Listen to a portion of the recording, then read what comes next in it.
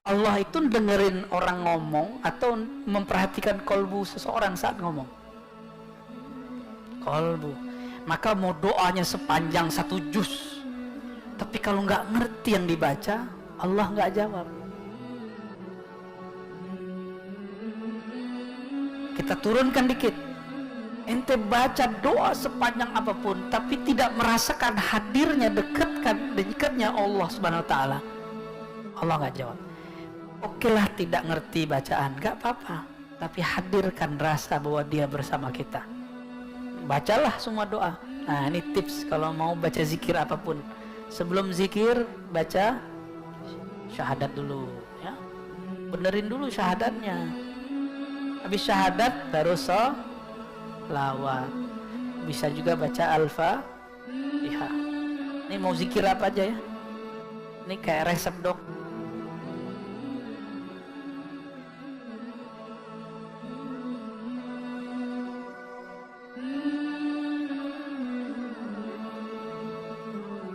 Satu fasal mengenai doa itu ada yang diperoleh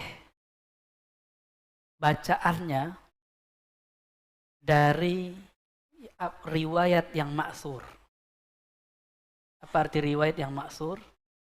Riwayat yang bersambung kepada Nabi, para sahabat, tabi'ut tabi'in, atau ulama-ulama terdahulu. Tidak mesti salaf. Tidak mesti salaf. Jadi doa itu ada yang disebut doa maksur. Maksur, ya. Maksur bahasa Arabnya begini. Asar, dari kata asar, maksur yang diwariskan, yang diriwayatkan. Dan ini dapat ditemukan dalam kitab-kitab hadis. Ya. Ini versi riwayat ahli hadis, tapi juga dapat ditemukan di kalangan ulama-ulama periwayat ajaran tasawuf. Karena sufi tidak sah jika tidak punya sanad. Maka ini dapat ditemukan. Judulnya, ini yang maksurnya, Al-Azkar. Sudah punya? Sudah ada terjemahannya? Maka setiap muslim yang punya keinginan untuk berta'abbud, berubudiyah, menyembah Allah dalam doa-doa dan zikir, seyogyanya dia punya kitab ini. Ya. Semoga nanti maktabah percetakan orang Islam hidup lagi. Kalau orang Islamnya rajin beli kitab. Kalau antum cuma download di Google, yang menang yang jualan data dan kuota. Ya. Semangat baca kitab itu harus ada. Kitab Al-Azkar An-Nawawiyah. Sudah ada terjemahannya. Mohon dibaca dan disimpan di rumah. Ya. Dulu almarhum Kiai Haji Muhammad Arifin Ilham suka membaca kitab ini. Saya lihat dia sering menukil. Dan dia punya buku tentang zikir. Waktu itu dia dibid'ahkan oleh orang-orang yang suka membid'ahkan. Dan dia tulis buku, kutipannya dari Al-Azkar. Ya, semoga semangat itu muncul kembali. Semangat berzikir ya. Kemudian yang kedua, bukan dari riwayat hadis, tapi dari tasawuf. Namanya Hizb An-Nawawi. Saya kasih Arabnya ya. Hizbun Nawawi. Hizbun Nawawi ini, hizib ini luar biasa. Betul-betul menggetarkan hati kalau dibaca dengan caranya. Ya. Silakan dicari, ini ijazahnya didapatkan dari murid-murid Syekh Yasin Al-Fadani, murid-murid Syekh Hasan Masyad, murid-murid Abu Yasaid Muhammad Alawi Al-Maliki. Mereka pengamal Hizb An-Nawawi. Ya, dicari. Ini ada semua. Inilah yang disebut Al-Maksurat. Jadi maksur jamaknya apa? Maaf. Al-Maksurat. Al-Maksurat. Doa-doa yang diriwayatkan gitu. Dan ada kabar gembiranya. al-ma'surat tidak mesti sahih. Karena masuk ke bab fadailul a'mal, bukan masuk kepada bab halal dan haram. Maka mengamalkannya boleh meskipun riwayatnya dhaif. Siapa yang bicara? Imam Nawawi. Ada yang lebih pintar dari Imam Nawawi di sini? Ayo kita uji hadisnya. Ya, hadis arba'in aja kita uji, nggak usah jauh-jauh. Beliau ini kan ilmunya luar biasa. Imam Nawawi itu kalau meriwayatkan satu hadis, dia hafal nama orangnya, tarikh wafatnya, siapa gurunya, kemana aja orang itu, dia ngerti semua. Imam Nawawi. Ya. Baru disebut muhaddis. Dan dia menggabungkan antara ilmu hadis dengan tasawuf. Muncullah kitab Riyadhus Shalihin. Maka sungguh aneh jika ada sahabat saya para dai mengajarkan kitab Riyadhus Shalihin tapi dia anti dengan tasawuf. Bagi saya itu rajulun, apa ya, kalau bahasa Melayunya itu dulu, ayam kelaparan di lumbung padi. Paham maksudnya? Ngerti nggak tuh? Ayam kelaparan tapi dia di lumbung, maksudnya apa? Dia nggak ngerti kalau yang ada di kakinya, di kepalanya, di sayapnya itu semua makanan dia. Tapi dia bilang, padi mah nggak enak, yang enak beras. Ya. Kira-kira begitu ya. Ini jadi al-ma'surat yang antum kenal sekarang itu ma'surat Syekh Asy-Syahid Al-Hasan Al-Banna. Ini salah satu tokoh favorit saya. Tapi mohon maaf, saya tidak semua sepakat dengan beliau. Saya waktu masih muda pengamal ma'surat Al-Hasan Al-Banna dulu. Tapi setelah belajar hadis, belajar tasawuf, belajar kepada ahlus sanad, maka kemudian kita upgrade. Ilmu harus bertambah terus. Masa zikir yang dulu sekarang masih sama? Harus upgrade, harus tajdid, harus ada pembaharuan. Ilmu kan berkembang. Sebanyak itu taman-taman ilmu, kenapa kita kemudian berhenti di satu tempat? Taman ilmu itu makanannya kolbu. Antum kalau banyak ada food court, masa di satu tempat aja?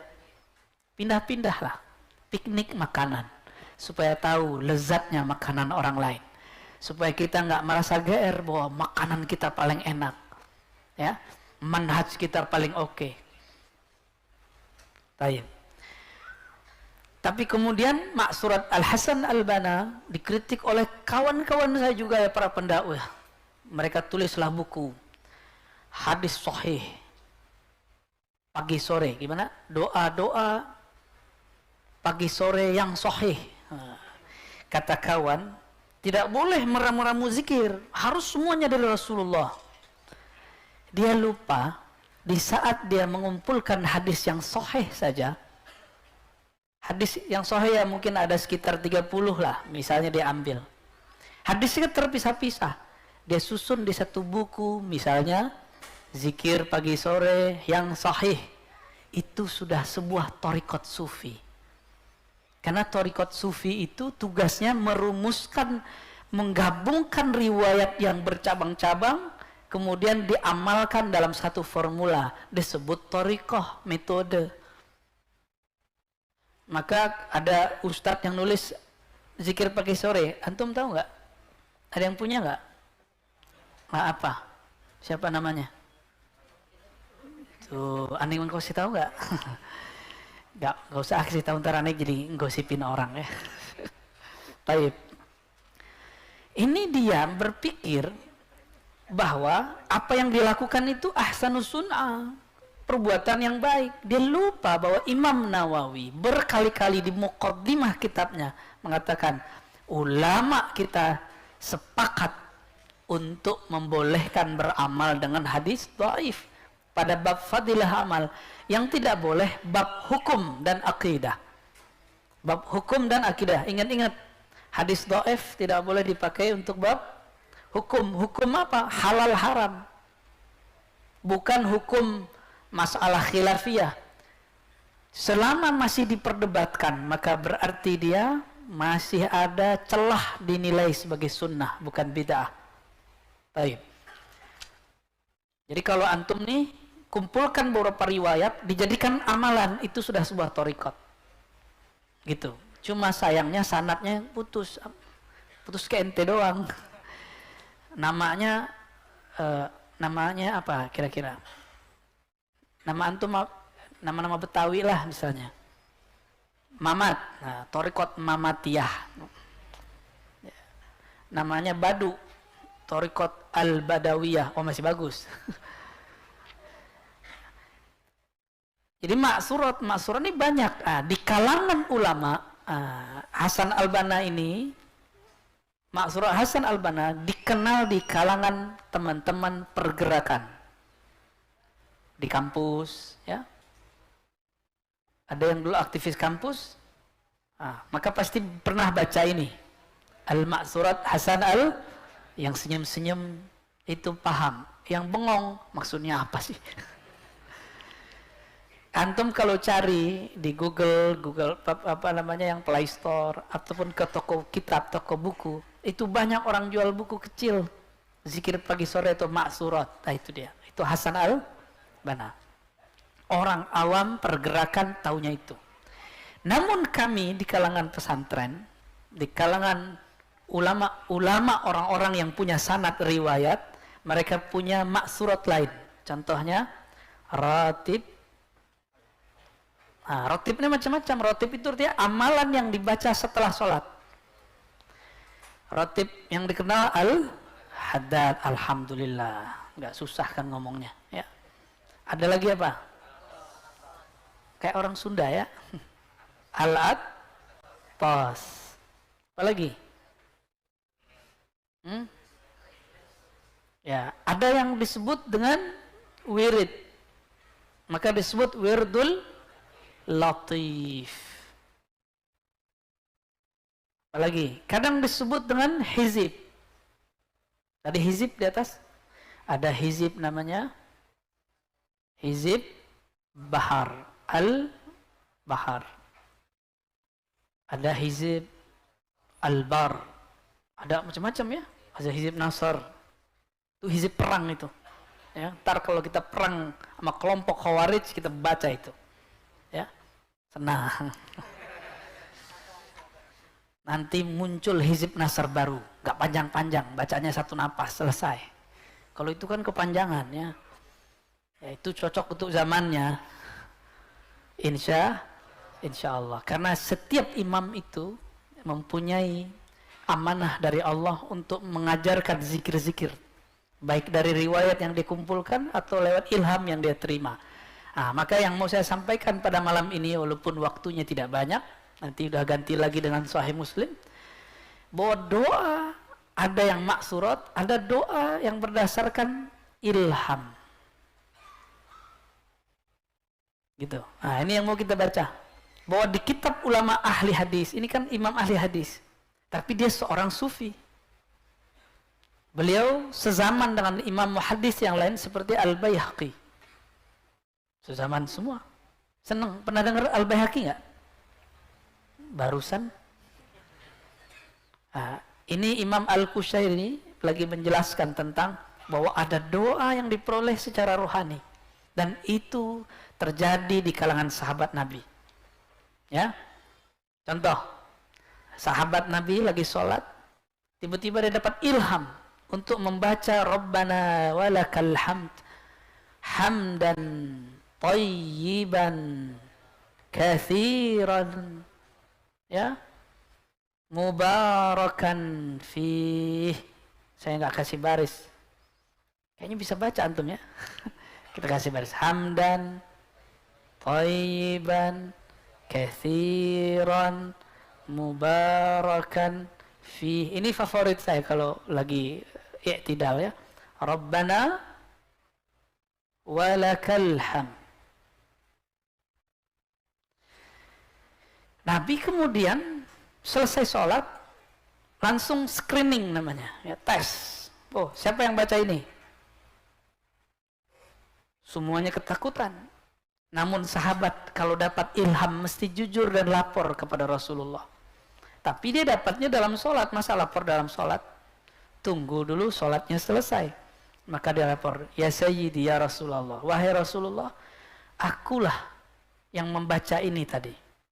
Jadi Nabi dikabarkan oleh malaikat, kami menghubungi orang yang baca ini wahai Rasulullah. Maka Nabi tanya, siapa yang baca ini barusan? Dia angkat tangan. Nabi tidak pernah ajarkan, Nabi tidak pernah talkinkan, tapi dia dapat ilham, dan ilhamnya ditakrir Rasulullah SAW. Dan ini menjadi usul dalam ilmu tasawuf, bahwa ada zikir ilhami, zikir-zikir ilham. Selama tidak bertentangan dengan Quran dan Sunnah, maka dia boleh dibuat. Dan itu mesti bersanad dulu kepada orang yang punya sanad. Orang-orang kayak antum ini nggak meyakinkan ini, ya. Apalagi aneh, ya. Insya Allah, kalau Allah izin nggak ada yang mustahil. Nggak ada yang mustahil. Rabbana walakal hamdu hamdan thayyiban. Apa kata Nabi? Orang yang baca ini, bacaannya diangkat. Dalam satu riwayat 12 malaikat, di riwayat lain 30 malaikat. Itu satu bacaan. Maka zikir-zikir kita ini, itu dikerubungi malaikat-malaikat. Orang-orang yang ahli zikir, tempatnya sejuk karena banyak malaikat. Mereka adalah malaikatur rahmah, malaikat-malaikat rahmat. Jadi antum kalau buat pengajian jangan nyala-nyalain orang mulu kerjaannya. Malaikat jauh. Kita kalau kajian, isinya yang menggairahkan kolbu untuk bermakrifat kepada Allah Subhanahu wa ta'ala, supaya kolbu itu sejuk, bukan panas gitu. Tidak ada dalilnya itu. Ente nggak ngerti dibilang nggak ada dalilnya. Ini dalilnya, ya. Ini ada di hadis Bukhari, ada di hadis Muslim, ada di Abu Daud, Tirmizi, yang berbeda riwayat. Ya. Dan yang paling banyak dikumpulkan oleh Imam An-Nasai, riwayat ini. Ini ilham bukan? Oke, ini contoh kedua. Azan, siapa muazzin tadi? Muazzin. Azan itu diturunkan ilhamnya kepada dua sahabat. Nama pertama Abdullah bin Zaid. Abdullah bin Zaid. Ingat-ingat nih kalau perlu dicatat. Siapakah orang yang selama ini antum pakai azannya? Abdullah bin Zaid. Ini bukan Zaid bin Sabit, ya. Abdullah bin Zaid bermimpi diajar oleh malaikat. Awalnya dia mau bikin azan, mau ambil alat-alat yang dipakai oleh semua agama yang ada sebelumnya. Tapi malaikat enggan. Lalu diajarlah oleh malaikat, maukah kamu aku ajarkan kalimat untuk ngumpulin orang sholat. Jadi dulu sholat 5 waktu itu belum ada cara manggilnya. Bukan berarti Nabi nggak dapat wahyu. Nabi ingin keluar itu dari sahabat-sahabat beliau.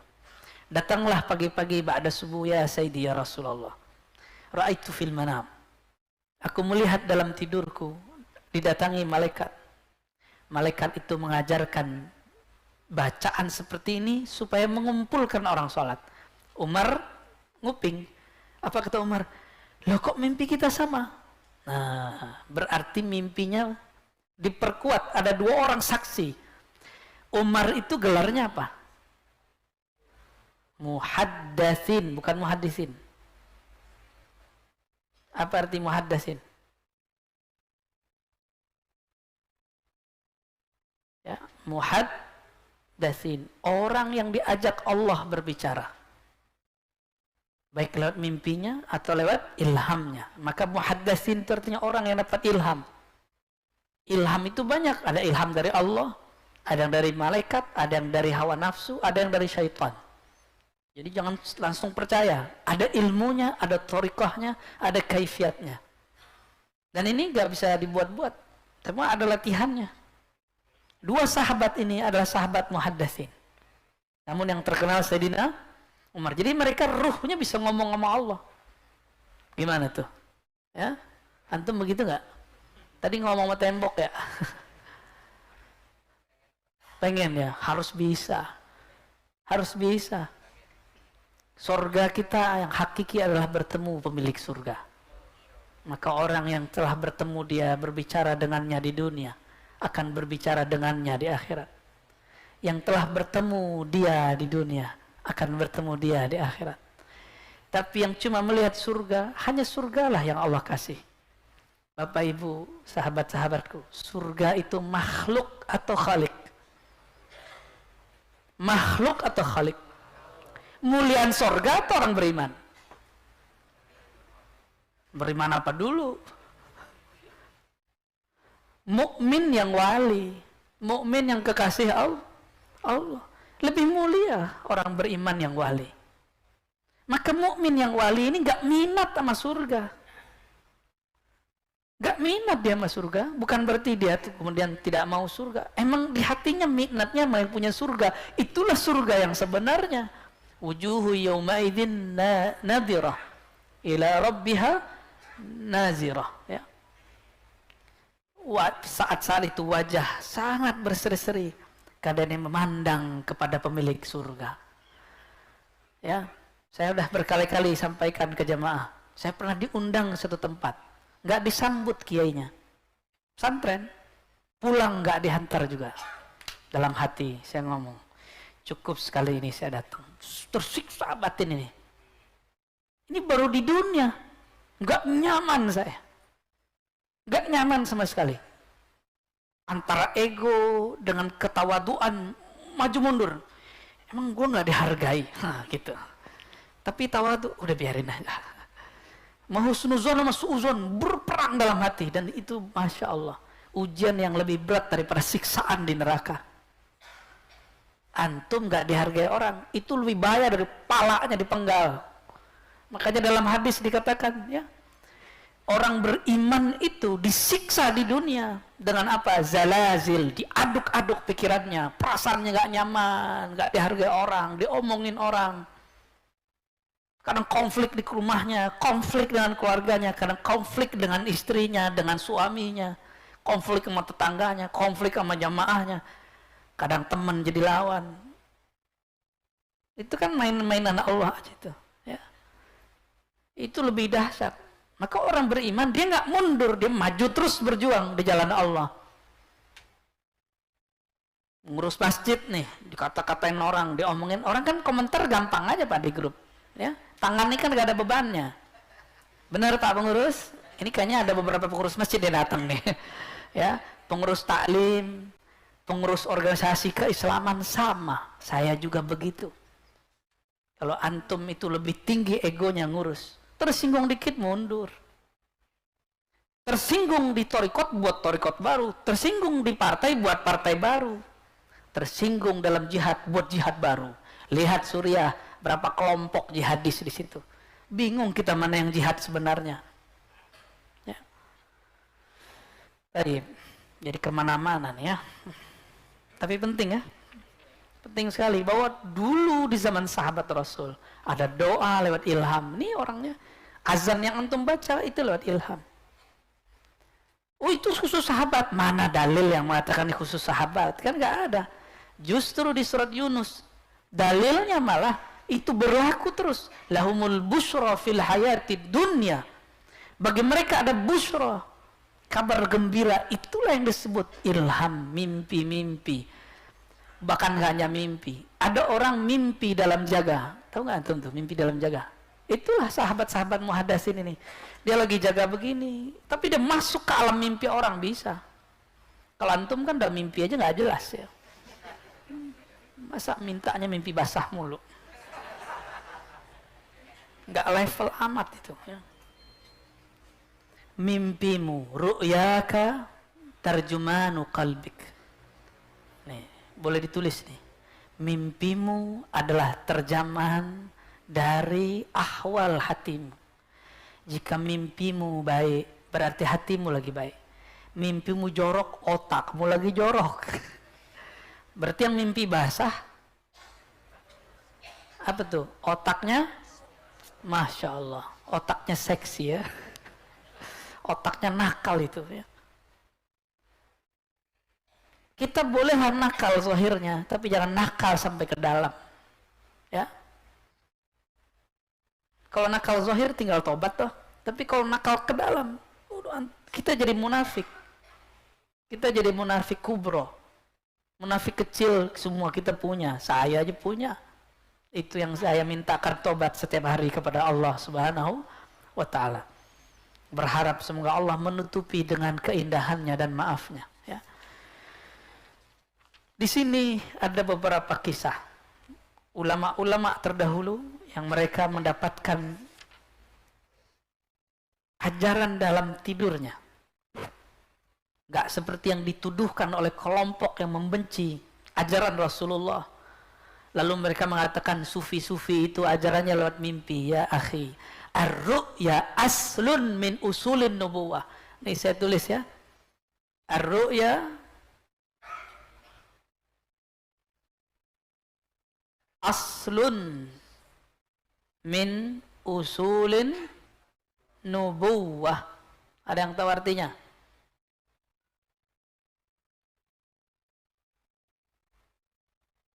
Ar-ru'ya, mimpi itu karena dia terjemahan kolbumu, terjemahan kebeningan kolbumu. Jadi kalau orang sedang mau cek antigen, apa istilahnya ya, bukan itulah, mau mengeskan kolbu, gimana caranya?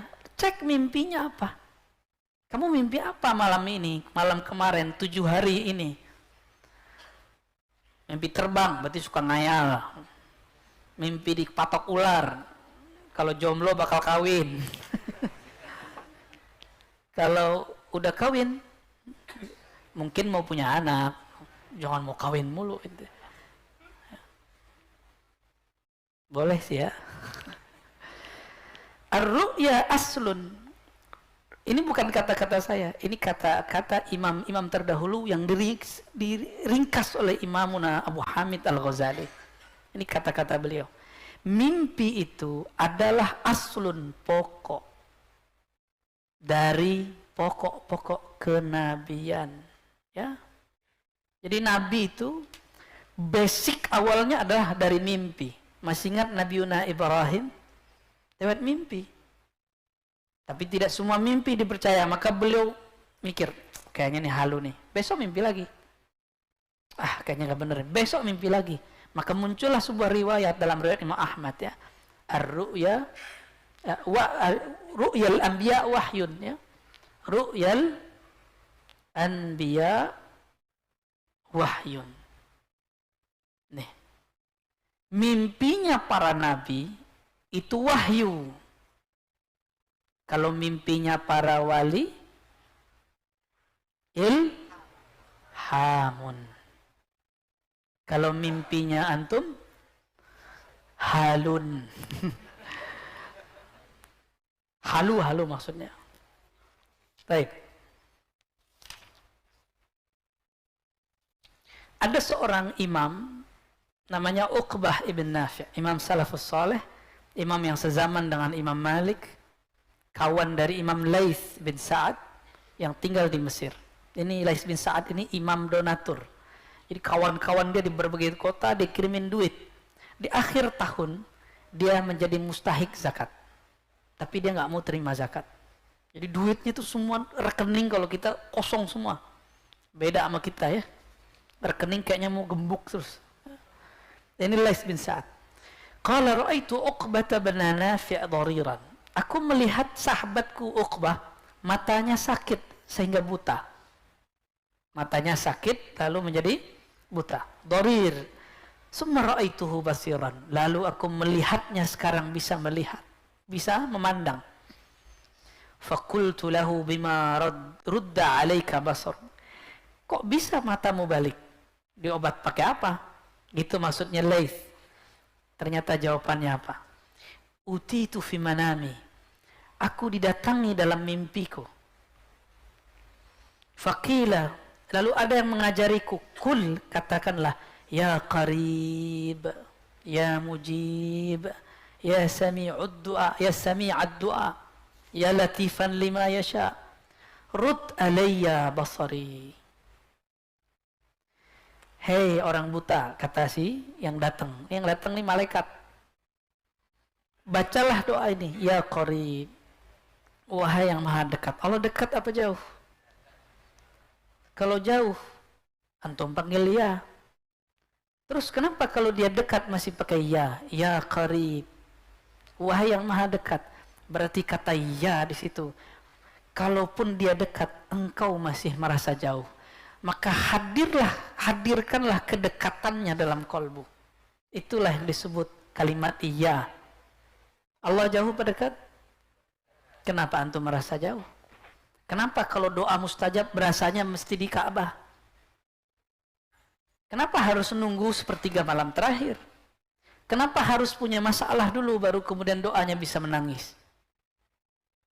Emang Tuhan kita lagi punya masalah? Dengan kita nggak punya masalah beda? Beda nggak? Ente jomblo, nanti nikah, Tuhan ini sama nggak? Oh, jangan-jangan ente bilang kata Tuhan itu bid'ah ya? Ada kan yang ngomong begitu? Ustadz ini, kok bilang-bilang Tuhan? Tuhan itu kepala para dewa. Ada yang ngomong begitu.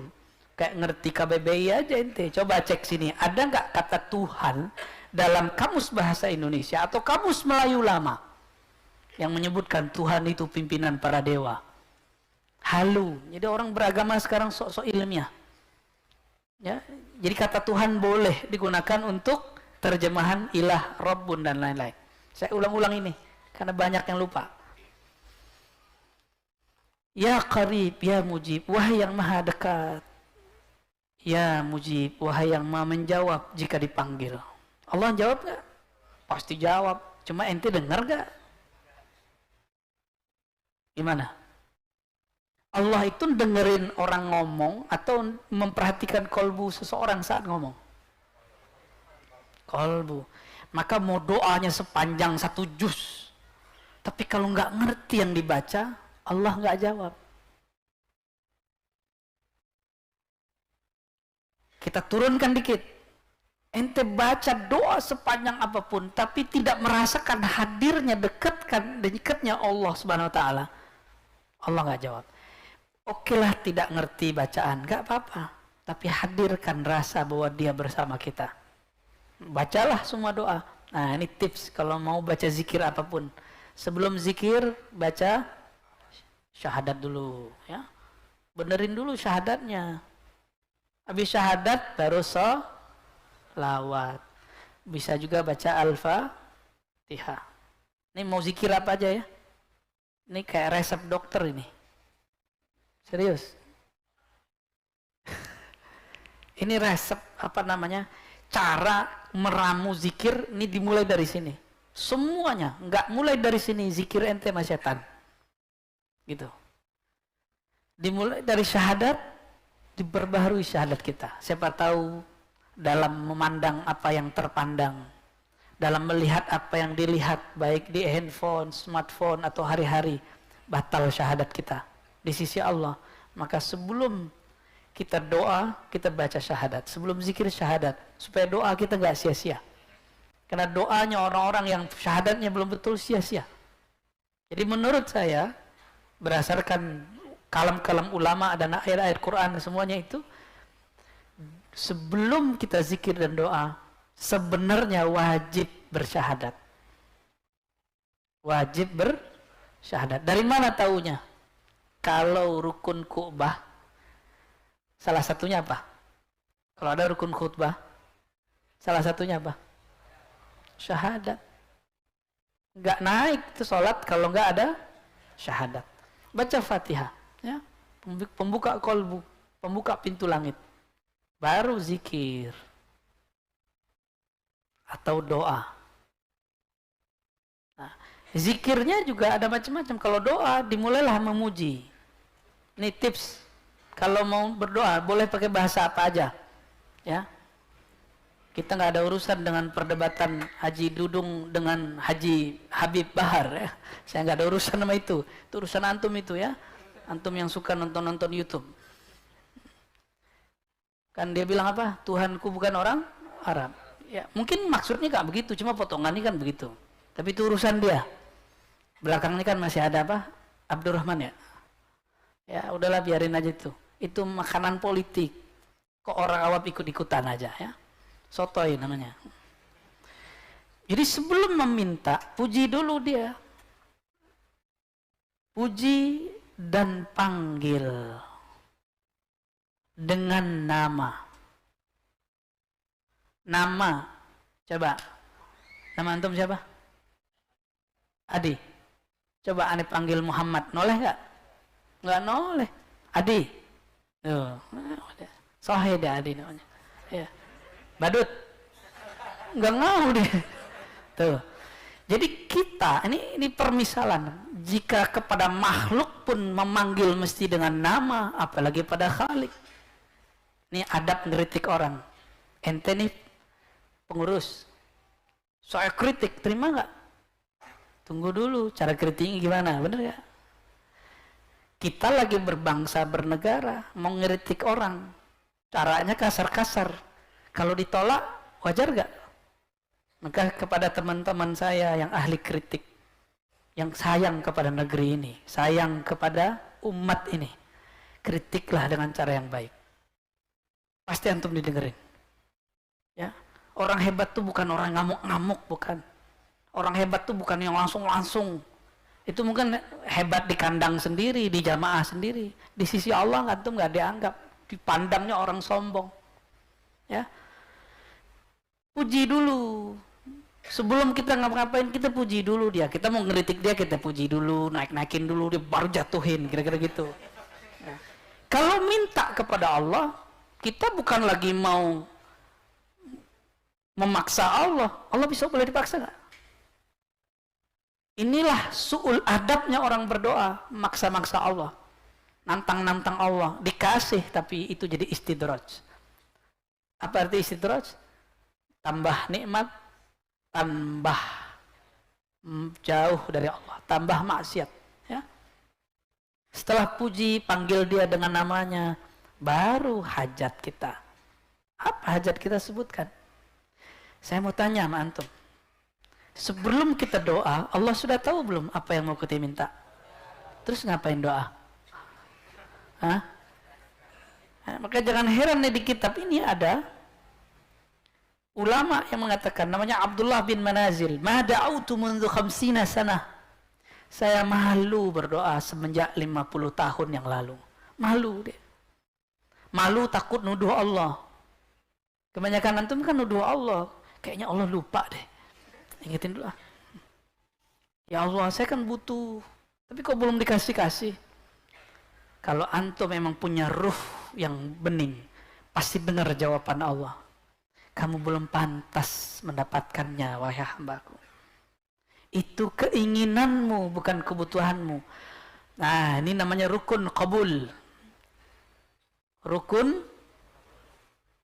atau rukun istijabah. Ijabah. Apa aja rukun ijabah? Satu aja lah. Ya. Kalau banyak-banyak takut pusing antumnya. Mau satu atau dua? Dua, oke. Okay. Kolbu yang hadir. Berarti kalau lalai, nggak dijawab. Yang kedua, ini yang paling penting, mencakup semua doa. Husnuzan. Gampang tuh? Tuh, antum udah tahu kan istilahnya? Husnuzan, berbaik sangka kepada Allah, bahwa Allah sebelum kita minta, dia sudah tahu.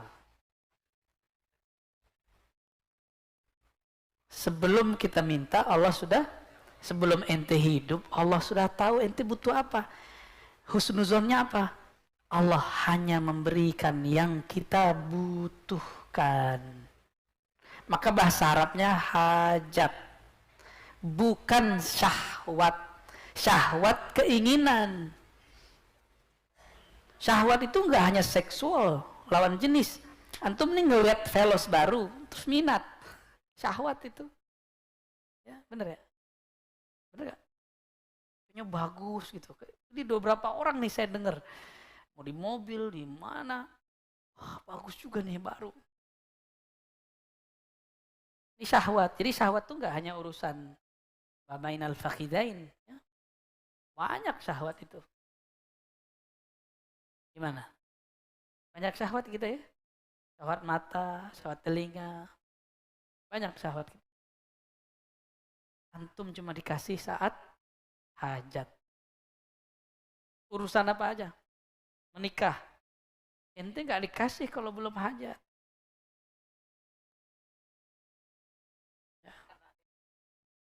Alhamdulillah. Nah ini baru satu contoh. Ada doa yang panjang sekali di sini, nggak mungkin saya sebutkan. Ya. Ini azan di mana tuh? Buminya beda sama kita kali ya. Nah, ini bagian terakhir. Tapi habis azan kita masih lanjut. Udah lanjut aja deh. Kata Imam Al-Qushairi, doa itu ada 3 tingkat. Nah, nih 3 tingkat doa nih.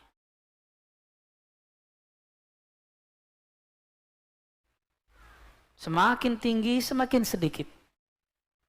Pertama, doa orang awam. Kebanyakan kita, awam itu bahasa Arab artinya umum kebanyakan orang. Kebanyakan orang ngerti atau nggak ngerti? Nggak ngerti ya. Kita dengerin azan dulu. Fadhol.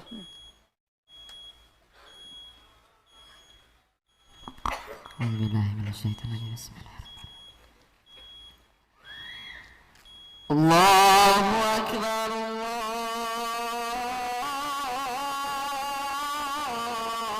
Allahu Akbar.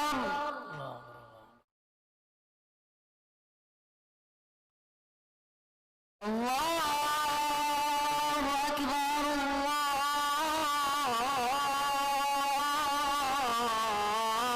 Allahu Akbar.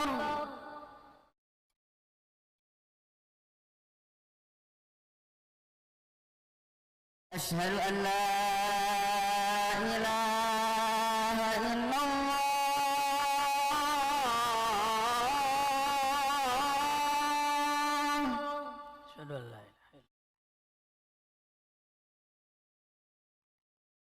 أشهد أن لا إله إلا الله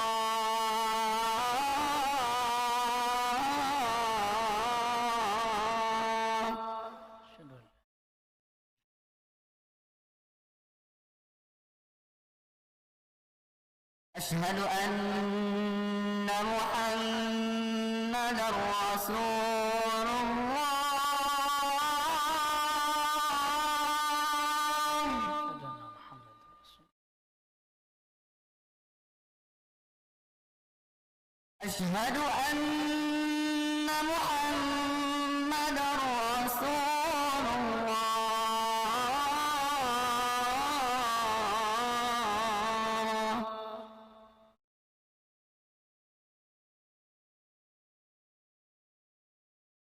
حي على الصلاة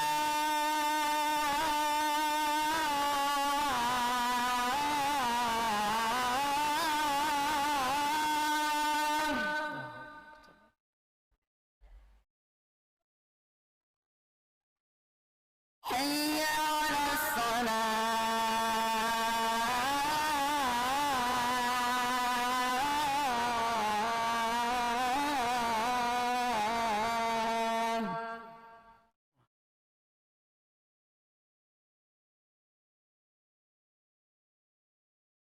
حي على الفلاح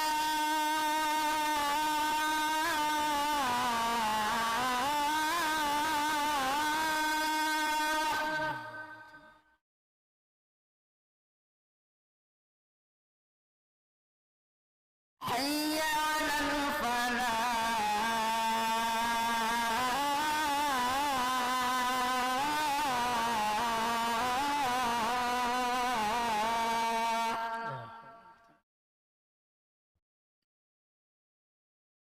الله أكبر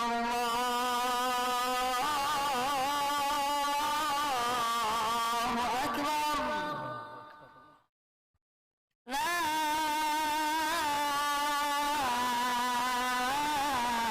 إله إلا الله Allahumma rabbati wa ba'ath. Raditu billahi rabbil alamin. Ya, tadi kita sampai kepada tingkatan orang berdoa. Jadi ada doa orang awam. Mau selama-lamanya jadi orang awam. Antum boleh nggak nyantri, nggak apa-apa. Cukup aneh aja nyantri sama teman-teman kita. Tapi jangan selama-lamanya jadi orang yang kualitasnya kualitas awam. Gitu. Baca kitab nggak apa-apa, nggak mesti. Baca aja kitab kolbunya. Kolbu kita kan punya kitab sendiri. Dia punya data-data sendiri di kolbu ini. Bisa nggak? Udah pinter belum bacanya? Jangan-jangan masih ummi. Ya? Harus ada, itu ada latihannya. Cara membaca isi kitab kolbu kita. Orang-orang awam, dia berdoa menuntut Allah dan menuduh Allah. Dia berdoa menuntut dan menuduh Allah, ya. Itu orang awam. Gimana antum? Dan ciri-ciri lainnya apa? Mereka memberitahu Allah. Keyakinannya dhaif. Mereka berkeyakinan Allah itu jauh sehingga harus dipanggil-panggil. Allah itu kayaknya tuli sehingga harus diteriak-teriakin. Allah kayaknya lupa dengan hajatnya sehingga harus diulang-ulang. Ini orang siapa? Awam. Nah, kebanyakan kita begitu. Maka banyak orang mengatakan, aku sudah doa tapi kok belum dijawab. Saya sudah doa lama kok nggak dijawab-jawab. Boleh nggak antum ngomong begitu sama bos? Bos, proposal saya udah masuk lama, kok ente nggak kasih-kasih juga? Besok pecat langsung. Ya. Kecuali ente lebih tinggi dari dia. Ya. Bro, lu kalau nggak kabulkan, turun. Nah, gitu. Berarti dia siapa nih? Ternyata yang biayai waktu kampanye.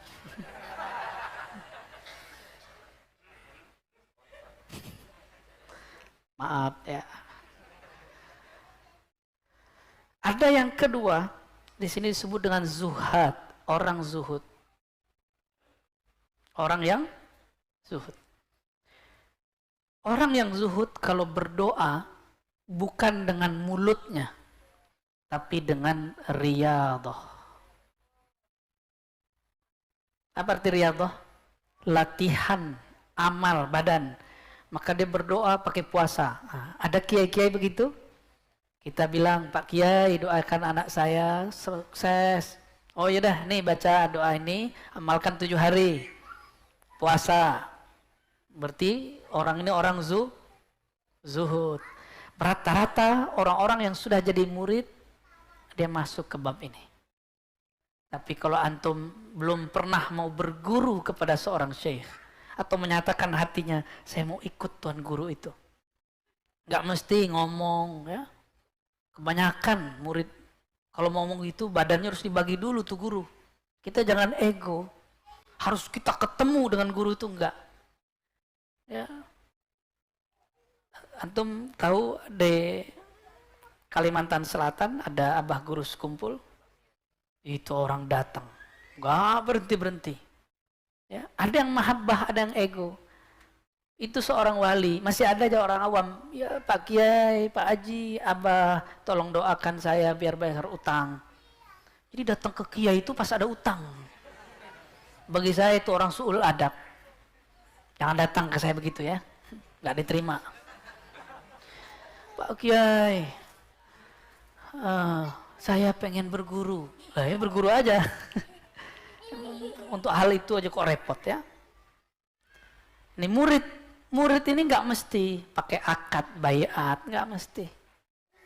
Antum iktikad di hati, saya mau berguru kepada Syekh Fulan. Hadir majelisnya, ikuti ajarannya sampai insya Allah.